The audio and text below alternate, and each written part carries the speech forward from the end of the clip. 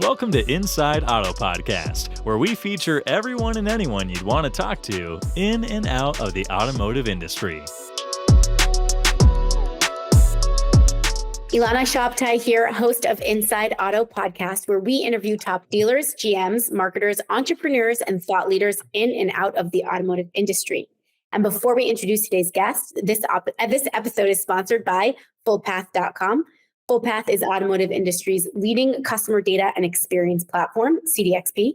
FullPath enables dealers to turn their first-party data into lifelong customers by unifying siloed data sources and leveraging that data to create exceptional, hyper-personalized customer experiences. To learn more, visit FullPath.com. Today, we're welcoming Adam Dennis to the podcast. Adam, how are you? Fine, thanks. How are you doing? Good. It's nice to have you. It's nice to get to know you, a fellow dealer marketing expert panelist. Coming from Antigua. Yeah, you're outing me, aren't you? Yeah. I'll give you the proper intro soon, but yes, I have to out you already. But it sounds like a great place to live. Yeah, I grew up in Rhode Island. Went to undergrad out in Wisconsin. And when I finished up there, I then went to grad school in DC. When I was in DC, I ended up getting involved in politics of all crazy, and that's a totally another story. And when I was doing that, I met my wife, who's from a small island called Montserrat in the West Indies. Long story short, we got married in 95. In 2005, I had a company that was actually an automotive company that I sold. And when I sold it, I turned to my wife and I said, hey, you want to move down to the islands? So we did. By the end of 2005, we moved down and we're living in Antigua. And that's how I ended up here. But yeah, as you can imagine, I have a lot of frequent flyer miles. So do I. Coming from across the world, I get it. But yep. That's really interesting. And you actually covered the first half of your bio. So thank you. But now tell us a little bit about what you're doing. With SurgeMetrix, and you also manage a nonprofit. That's really interesting. So tell us a little bit about that, and then we'll jump into the combo. Okay. Well, SurgeMetrix started in around the middle of 2019. The company that had purchased my original company, which was called Exchange Interactive Group, which served auto dealers up and down the Eastern Seaboard and out into the Midwest. That was sold in 2005. Anyhow, long story short is Dominion Enterprises owned the company, and then somewhere in 2018, they asked me if I was interested in taking it over again. And as negotiations go, I bought back the company. And so we started in 2019 with just a footprint offering website solutions, which, as you know, in that space, it's really, really competitive. Yeah. And so in looking at the environment, I basically asked the question is what's being missed? Because there's always gaps, right? There's always gaps in the market where, sometimes dealers don't realize there's an opportunity they could use to sell more. And because there might not be anybody filling that space. And so one of the gaps, I realized was, when you looked around, there weren't many companies offering Hispanic marketing, and not in a way of just, taking Google's translator and sticking it on a website so you can switch it from English to Spanish, but more from the direction of understanding the actual culture and do cultural-based marketing. Because if you're trying to market to someone of Mexican origin, there's a different conversation that's important than someone perhaps of a Cuban American origin, right? And as you know, with the United States, there are concentrations of different groups around the country. So what we did was we put together a Hispanic marketing program and started selling it. Probably it must have been around early 2020 or so that we started offering the services, and have pursued it ever since. And then we've expanded since then into offering. Now we have this data solution we call SurgeRecon, and that was a complete accident. I can't claim any genius. We designed a solution to analyze the digital environment around a dealership and a dealership's website, because we wanted to understand when we were going in to do any type of Hispanic marketing, what was the makeup of the community? How did it break down in terms of the different types of subcultures, like Dominican Spanish, Mexican Spanish, you name it? How did that break down? What was the medium income? What were the competitors doing? All this stuff. And that turned into a product that now we sell to Ford Direct. We sell a lot of our data to Ford Direct. And it wasn't some genius, like I said, where we said we were going to do that. We just ended up doing something that solved our problems with our dealers. And then in a roundabout way, we got in a conversation with Ford Direct, and then they started buying data. And then as you jump forward, now what we're doing is we're bringing to market an AI solution. We can generate, whether it's for one dealer or 1,000 dealers, within minutes, we can generate search engine keyword rich content in quantity. What And would is cost that in English or in Spanish or both? Good question. Both. I mean, we can basically do an English version, and because we have the data also in terms of the surrounding community, we can then feed that data in to have it. Say if you have an area with a high concentration of people of Mexican origin, then we can convert it in Mexican flavored Spanish. So, for example, instead of camión for a truck, you would use troca. So that way, someone who's reading the translated content would know, hey, they understand who I am, right? That's so we're now weird. bringing that to market because, dealers are spending a lot of money for paying people to generate organic content. And in this particular case, we can bring it to market significantly below what current costs are. So that's kind of, as a company, we've been evolving. And what we're trying to figure out right now is we have many faces. So it's not like we can just say, oh, we're a website company. No, there's sort of like different faces. So we're also going through our own, I guess, coming to grips. I mean, think of us as a 16-year-old teenager in some ways, but run by people who have been in the industry for 20 to 30 years, right? So as a company, we're a 16-year-old where we're coming to, okay, here's the combination of services that we can offer dealers to give them an edge in their competition in the market. So that's the SurgeMetrix. Are there parts of the states that you're that you have like maybe more concentration? I lived in Miami for 4 years, for example. So I mean, I couldn't get around without speaking a little bit of Spanish. Now I don't know, but still, I mean, I think like that's a great market for something like this versus, I mean, I'm from Connecticut where it's still a great market, but did you see differences like that? Or do you feel like it's just really important in every single region?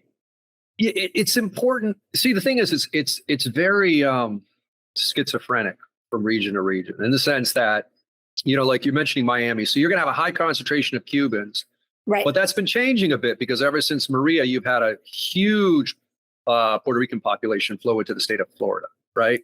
Okay. So that's why knowing the demographics is really, really important because then you get an idea of, okay, like for example, yep. Oh yeah. You got to figure because I mean, knowing the holidays that are and the celebrations that are important to a culture is important. So in Boston, there's no way in hell a dealer, unless they're crazy, is not going to advertise during St. Patty's Day, right? There's no way they're not going to have a St. Patty's Day sale. The same thing applies to different subcultures that make up the Spanish-speaking community, right? Right. And the other thing that's kind of weird is that there are regions where you wouldn't expect a high concentration, but there is because of just the massive movement of people around the country. I mean, the U.S. was founded with major shifts in populations, and we're experiencing now. It just so happens to be that it's the Spanish-speaking culture that's one of the largest populations that's been shifting. And if you look at it right now, like the spending power of the Hispanic community back in 1990 was about $250 million. The spending power now is about $2 trillion. Wow. Right. So that's a lot of money. And that's a lot of money a lot of dealers are sort of ignoring because they look at the community as mainly like a subprime community. And it's not. It's a multi-layered community like a lot of other communities now as it ages and as it, as you have people that might have come here first generation that then produce a second generation, and that becomes professionals that then can, spend a lot more money on a vehicle. Yeah, I also think what you're saying is just important as a whole, meaning this is an important market, but in general, dealerships should understand, the essence of every single market that they're trying to market to, right? And then really understand how to speak to them. So in general, I think this is very relevant. And I love that you're actually talking about a specific audience that you excel in and understand immensely so that you can apply that and help dealers with that. Listen, I'll make it more entertaining for you. So, for example, every year we do a survey of buying preferences of the Hispanic community, right? Car buying preferences. And what we found over the last number of years is becoming more pronounced is that women in the car buying process have some very specific opinions, right? So we found consistent feedback that when it comes to, for example, a test drive, Hispanic women, pretty much 100% of them want to do a test drive. And year after year, we're finding the same pattern. So what does that tell you if you're a dealer? Well, if it tells you if you're going to be marketing to the community, it's probably smart to emphasize. So if you're doing Spanish language promotions, you might say, oh, come for Cinco de Mayo celebration, blah, blah, blah. And we'll guarantee you a test drive. We'll be there to help you. But my point is, I'm not doing good copy off the top of my head, but my point is saying language that would resonate with the buyer. And the other piece is women often are a critical part of the decision-making process. A lot of times when a buy occurs and it's a man and a woman, that woman definitely has a voice. So the perception that women don't have a voice in that community is completely wrong. And so knowing that, hey, layer what you say in your marketing to have certain keywords that match the expectations and desires of the targeted community. Mm-hmm. I think that's really important, an important point. And also the fact that you're running these surveys and really bringing data into the product is extremely, extremely important in today's environment. So that's really, what else can you share any other patterns or data? Yeah. Well, I was going to say, that's why we get metrics as part of our name, because we're data geeks at heart. But so that's one pattern. The other pattern is who needs a computer, right? When you look at the Hispanic community, they're on the phone. Mm-hmm. They're on the phone. You can see a patterning out every single time the shopping happens by phone. So, if you're shopping for a website vendor, it's important for two things. There are two things that are important. One, make sure that vendor really does mobile first design, right? And they have a very simple version of their website displaying if it's a responsive site. So it's very easy to go through. Some of the sites these days are so complicated that they've gotten away from the point of usability, right? Right. That's one thing. The other thing is your site fast? So the software that we have, SurgeRecon, we do a survey every year with our tool where we crawl dealer websites across the country. And the last time we did it, which is coming up on, we probably should do another one for this year, but last year was somewhere in around this time of year, we did a crawl of about 35,000 dealer websites. The average speed rating out of 100 that Google gives a dealer website is below 25 out of 100. Now, some could argue, hey, as long as everybody else is horrible, it's okay that I'm horrible the same way. I totally disagree. If you are significantly better than the other guys, you'll have a lower bounce rate. You'll have a higher conversion rate. It's just basic math, right? Because the slower the speed, the higher the bounce rate. And then the other thing that you got to look for is there's some ways to test to make sure your dealer website speed is actually what you think it is. I won't go into it, but we did find one vendor that was kind of faking the results. When Google's bot would ping the site, they would give up different results. So it's really, really important to, if you know that your Hispanic community, almost 100% of them shop by phone, the average buyer, it's in the 80 to 90% mark. Don't you think you want that speed to be really top notch? Yeah, for sure. So that was some more data for you. Yeah, thanks. I appreciate it. Now, you talked a little bit about how the product actually uses AI. AI is like, okay, we kind of talked about it a bunch of years ago. Now it's making a comeback, obviously, with all the, GPT, chat GPT. So can you talk a little bit more about the actual technology that uses AI and how it works? Yeah, it's not, we asked a simple question, which was, again, we're looking at where are the gaps, right? And we see a lot of dealers, like the same software that we use to scan dealer websites to see their performance and everything. One of the things that we see is a certain percent do well just on technical SEO, and then a certain percent does surprisingly poorly, right? And we also evaluate, for example, accessibility performance. And that's important because if you have a low accessibility score, you're open for a lawsuit, right? Because lawsuits around accessibility issues have been going up.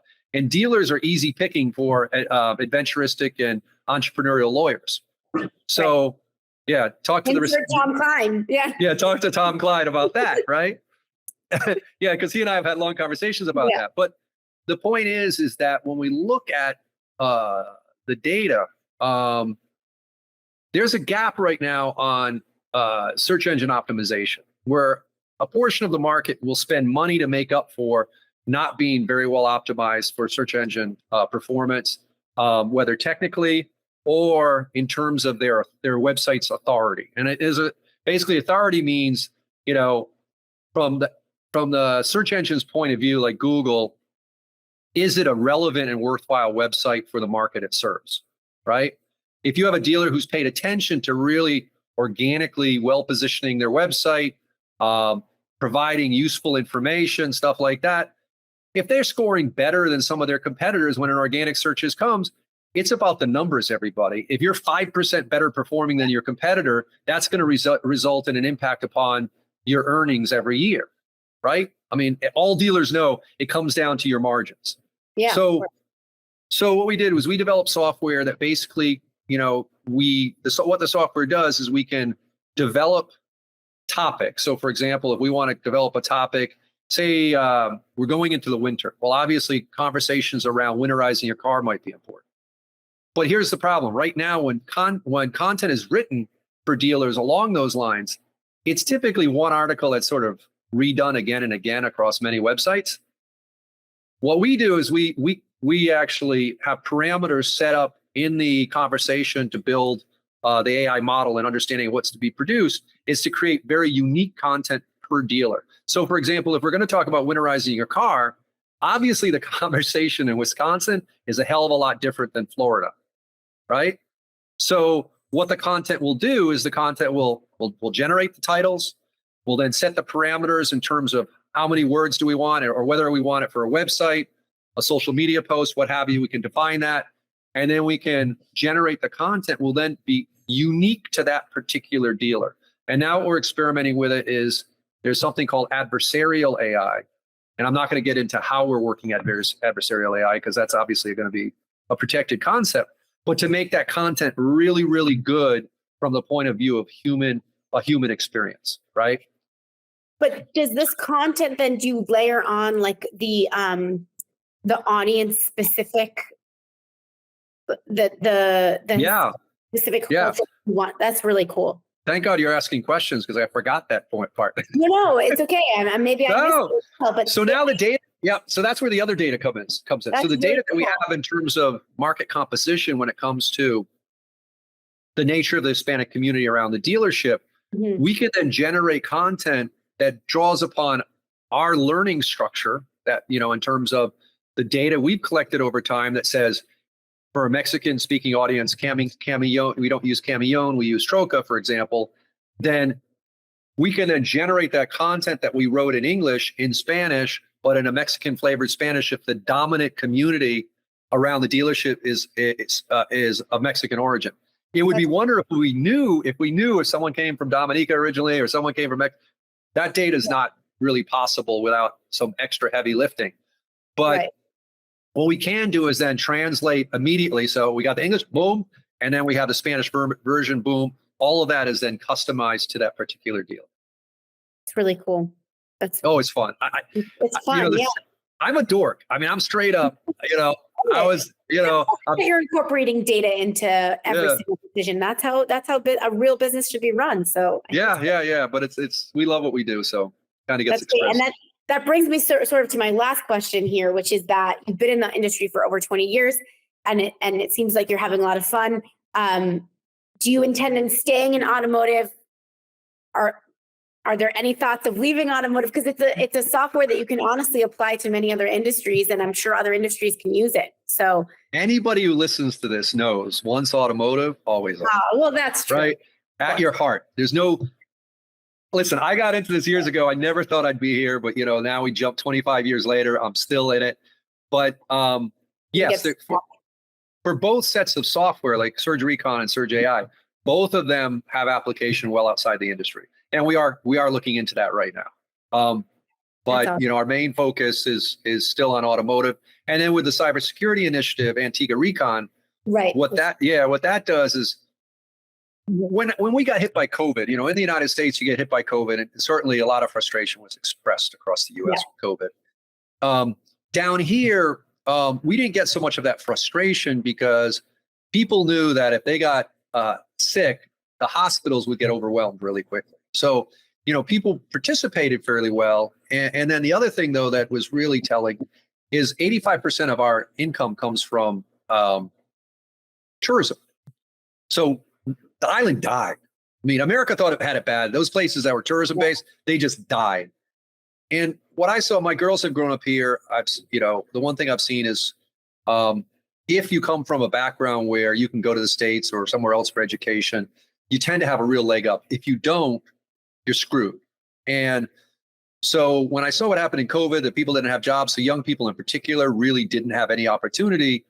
Since I'm a tech guy, I was talking to a friend of mine who runs a local school, and she said, "How are you?" I said, "One of these days I want to do what I did years ago, running a program teaching young people about software development." And she said, "Really?" I said, "What is that?" I said, "I did it back in the 90s in Washington, D.C. I taught kids who were trying to get out of drug trade how to program and do websites." She said, "Well, why don't you come and do it with me?" And I was like, "Bernadette, I work 70 hours a week. Are you crazy?"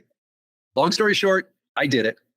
And I launched it back in January of 2022, focusing on cybersecurity, because looking across the region, I already knew, being on some government websites and other things, that they were really vulnerable, because I know enough to be able to see the signs. And so I started it, and their first year was just learning, bumbling, and what have you, trying to figure out how best to do things. And now I'm in the second year, and I have 8 students who are from the first year they're called seniors. And then we have 8 who are juniors, and they're working as paired in a paired learning environment. And they're coming along really well. And, just recently we were approached by a local organization. And with this type of business, you can never tell who the organizations are, who are your customers, because there's a big part of privacy at play. But I was approached by a very well-known organization internationally that said, "Hey, can you do some work with us on cybersecurity awareness training and simulated phishing attacks?" So we're in negotiations on that. And then just recently I was approached by somebody in the States who's working with dealers that said, "Hey, can you do safeguards rule work?"